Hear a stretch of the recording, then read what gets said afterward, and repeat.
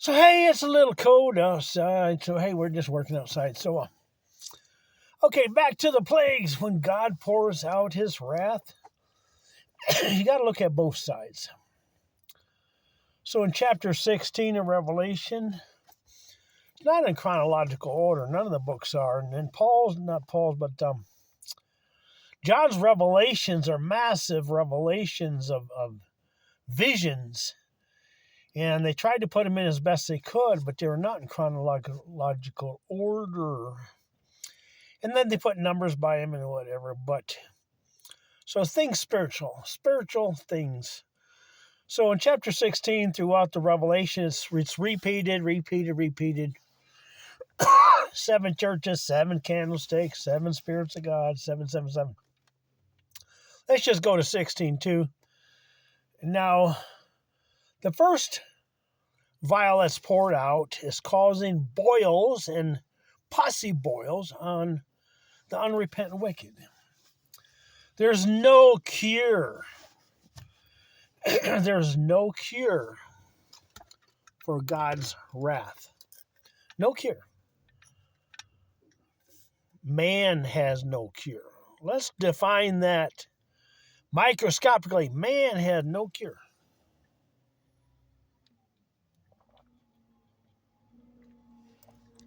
Only God can withhold the whooping. So then you have the first vial that's poured out is pharmakia. And if you read the different versions of the first, the second, not the first. The first was the pussy boils. So the second is actually the first one that was poured out. So that's give a little tongue tied here. So the second one is the blood, the streams, the rivers. It is man's blood, man's streams, man's rivers, man's veins. Talking about man, it's always talking about God talking to man, always God talking to his children, trying to get them from kipping, trying to get them straight, trying to discipline them. Great trials and tribulations. Just surrender.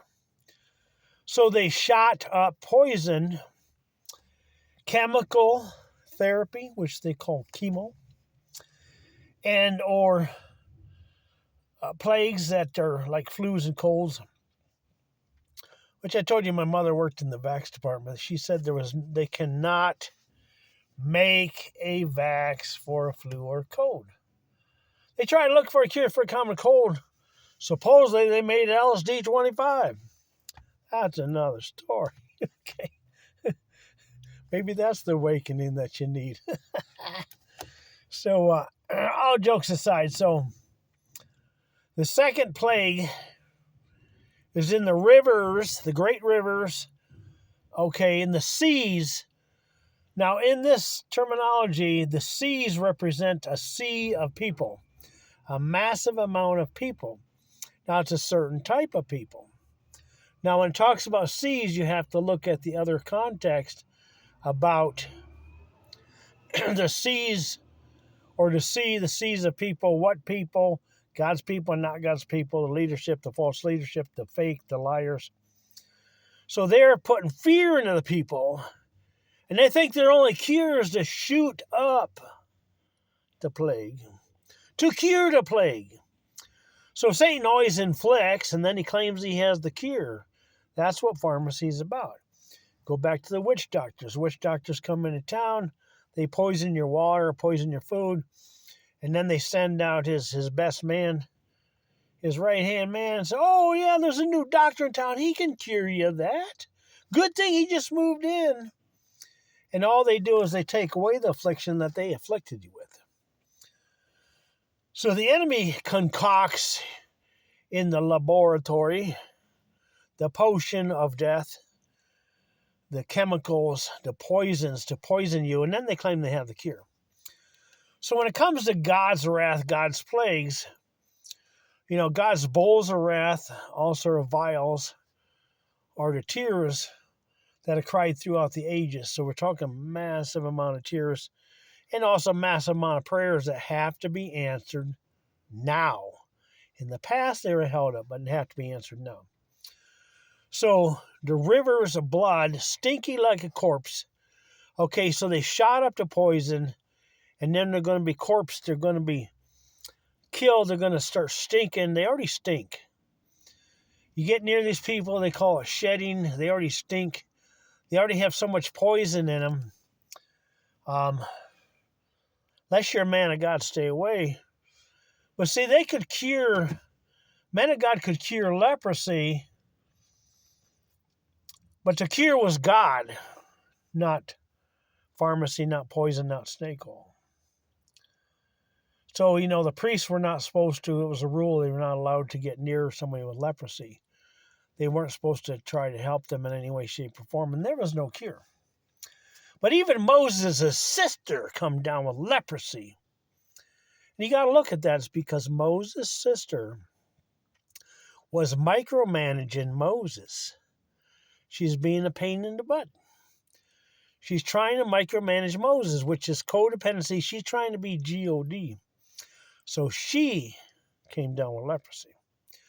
So now go back to Job. This all coincides with the pussy boils. So Job was inflicted. His family was killed. And then it was time to go against Job because he still didn't understand. So then he got pussy boils. Then once he understood he was being codependent with his children, he made the correction, says, oh, that's right, God, you're the Father. I'm just a steward over my family, my children, and my finances. Because he was a king and a priest, very wealthy man. And everything was taken, his whole family was taken away, which you could say that's everything. Because who gives a crap about your gold, your silver, your money, if Satan took your whole family from you? But when he finally said, why? Whined, noisome, grievous sores. Why? Then he could be restored. So there's no known cure, no pharmaceutical cure for God's plagues. There's only submit to God or die. Even Job's friend says, curse God and die. Well, you could say, told him to die and curse God. But no, that's not the deal. The deal is to live. Psalm 118, to live and not die and submit. So we're talking about massive leadership. They're standing on the world stages, altars, stages, Hollywood, the stages of television, radio, airwaves, principalities of the air that work for Satan have not bound up the brokenhearted, not patched them up, not helped them with their mortgages, not helped them with anything, just took the money and bought themselves mansions. So now they're going to come down, which they already are. They're coming down with disease and plagues and whatever. And one of the main ones, 16, Revelation, second plague, which is, you could call it the first plague. And that gives them a little chance to repent. So God has to judge in order for them to surrender and repent. And then justice is served. They either live or they die. It's their choice. Live or die. Curse God. So you read the rest of the chapters. They repented not of their evil ways, and they cursed God, and cursed his people still, which they've been doing this for a long time.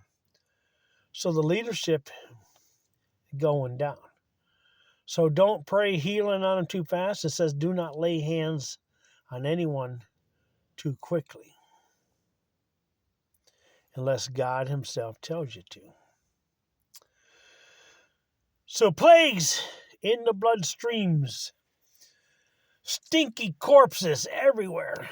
Satan already murdered a billion people, and now he's going to go up to 2-point-something billion, because it's written he gets a third. Why does he get a third? We've asked. We, the prayer warriors, we, the watchmen on the wall, ask why does he get a third? Well, Not my bad, not our bad. We just want to know why, if we can help. If we can assist them to surrender, if we can assist them to help them not to die, because they're supposed to, according to Psalm 118, they're supposed to live and not die, but it's up to them. They can curse God. And they blaspheme with their voices because they want to be Lucifer. So God's going to give you Lucifer. He's going to be reborn. He's just like in the time of Judas, just in the time of King Saul. The spirit enters them at a certain point in time. The Antichrist spirits enter a lot of people. When we're talking Lucifer himself, is going to enter a man and fall into mankind. One last dog and pony show. And he's going to claim he's Jesus, and most Christians will believe him. Because he's going to be real charismatic. Because Lucifer was the most anointed angel, the highest cherub there was in heaven, according to script. But wait a minute, there might have been one higher. His name is Jesus. Because you're taking it too literal. But he was the most anointed cherub. And he was the spokesperson that God spoke through for a time and season before he put on the headship of the snake and turned into a liar and corrupted mankind. So these Luciferians want to be God, think they can do whatever they want. They can live high on the hog and have harems of women and harems of men and whatever, like Puff Daddy and Epstein.